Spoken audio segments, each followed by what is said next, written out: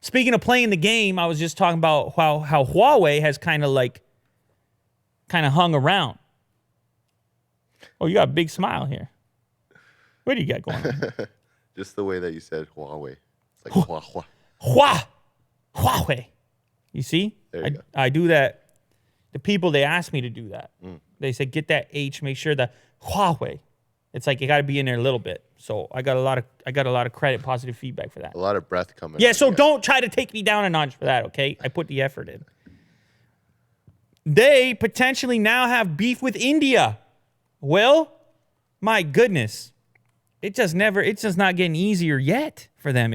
China warns India of reverse sanctions if Huawei is blocked. Apparently, there's a storm brewing because India, like everywhere else, they're sitting there saying, look, we got a connected bunch of people. Everybody's online. We got to get our 5G up and running. Very important. I mean, everybody's on the same page right now. And then the rumor gets out that the U.S., that they got an ear with the ambassadors and whatnot from India, and they're putting the word out like, hey, stay away. You want to be our ally? Take it easy. I mean, they probably didn't use that language. And then again, I don't know exactly if these conversations took place, but the speculation is that there's some kind of nudge going on that they should be selective, that their decision is being watched closely. You know, the geopolitical landscape, which is now deeper in the technology realm than maybe at any point that I've been alive that I can remember. So India is they're being courted by the various telecommunications companies capable of supplying some 5G tech. I believe other ones in the mix. Of course, Ericsson we keep hearing about. Samsung apparently in the mix. And two sources privy to internal discussions, this comes via Reuters, in New Delhi said India's ambassador in Beijing, Vikram Misri, was called to the Chinese Foreign Ministry on July 10th to hear China's concerns about the U.S. campaign to keep Huawei out of 5G mobile infrastructure worldwide. So they brought him into the embassy. Willie, dude, you don't want to go on that trip to the embassy. Guy like you know what they do to a guy like you? They bring you into the embassy. Let me tell you, it ain't going to be puppies and rainbows for you.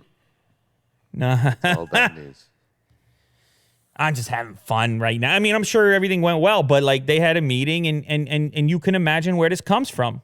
Like you're trying to, any business, you're trying to be out there. You're trying to get your stuff out there. I mean, if you're being held back in any fashion, if influence is being used as leveraged against you, you're going to have something to say. And so India being that next big smartphone playground already is, but continues in that direction. That's a big contract.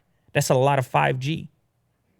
And so whoever gets this piece of the action, presumably that's a bunch of business, obviously. Now, Congressman Jim Banks of Indiana, he's a Republican. He's been all over this Huawei situation. He's been all over this story. And he told Reuters for this story that strong arming countries into surveillance and espionage that's what he described the Chinese government as doing in this case by calling in this embassy member, by calling in this Indian official, that they were trying to influence him. And I'm sure on the Chinese side, they're going to say the opposite. Will, they're going to say, hey, Jim Banks, Republican congressman, well, you're just strong-arming back with your comments. So India's getting strong-armed. They're both their arms. They're getting strong-armed. It's a lot of arms. Yeah, both arms. They're getting pulled in both directions. You want to play ball over here or over here? Someone's gonna be mad at the end of it. You can't. Mm-hmm. It's a love triangle, Will. You experienced something like that. All of a sudden, when you got the T showing up at the studio. You know what I mean? Getting pulled in both directions. You got to make a decision. It's a disaster. It's a recipe for disaster, the love triangle. It's not going to work out. I agree. Yeah, it's not a good thing. It's not a good position to be in.